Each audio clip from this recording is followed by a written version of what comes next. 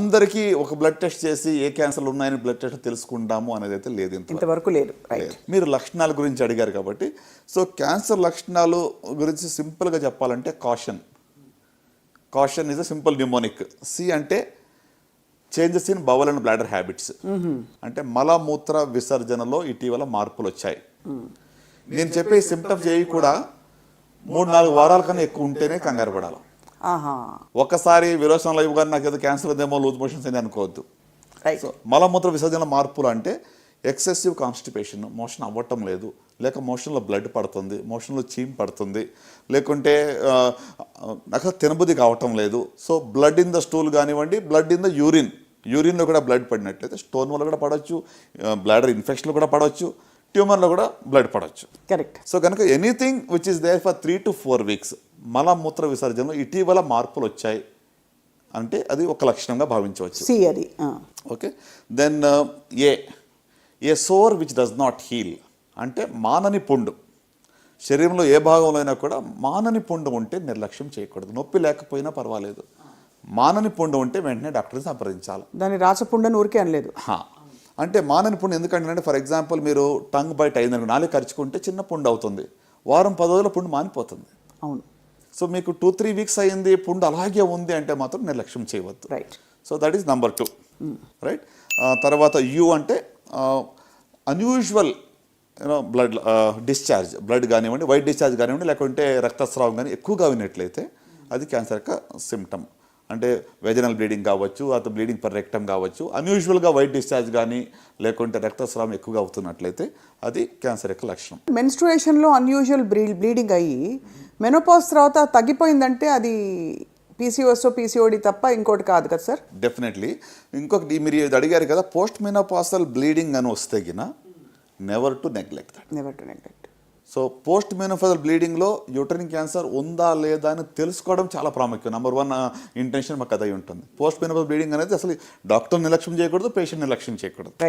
So కనుక white discharge కూడా ఎక్సెసివ్గా అయితే కూడా నిర్లక్ష్యం చేయకూడదు. So unusual discharge or bleeding ఇది third category of symptoms. Right. So next ఇప్పుడు మనకి CIU అయిపోయింది. టీ అంటే thickening or lump anywhere in the body. Okay. చాలా మందికి పుట్టుకతోనే చిన్న చిన్న గడ్డల బాడీలు చాలా ఉంటూ ఉంటాయి. లైపోమాస్ అంటాము, లేకపోతే న్యూరోఫైబ్రోమాస్ అంటాం. వాటి కోసం కంగారు పడక్కర్లేదు.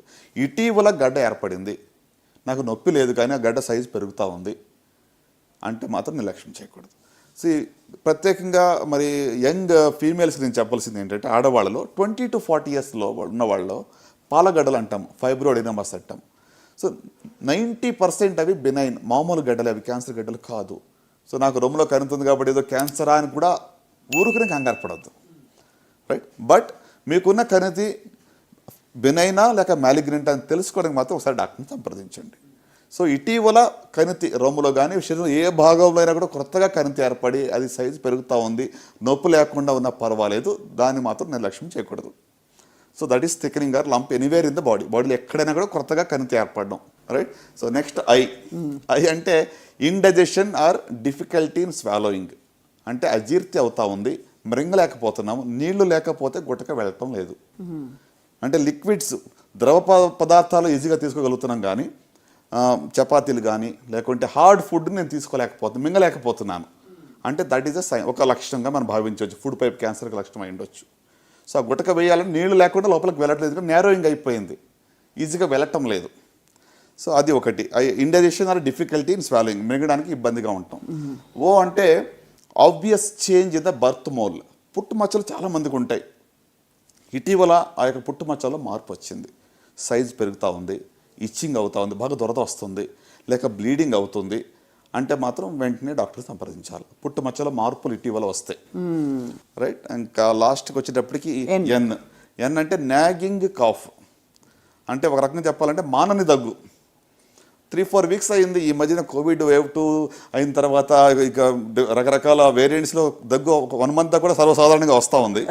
But otherwise more than 6 weeks మానని దగ్గు ఉన్నట్లయితే, మీ గొంతుకు బొగ్గురు పోయినట్లయితే తప్పకుండా డాక్టర్ సంప్రదించాలి. దట్ ఇస్ సంథింగ్ దట్, అంటే దాన్ని మనం ఇగ్నోర్ చేయవద్దు. ఓకే. ఇది కాషన్. అద్భుతం సార్.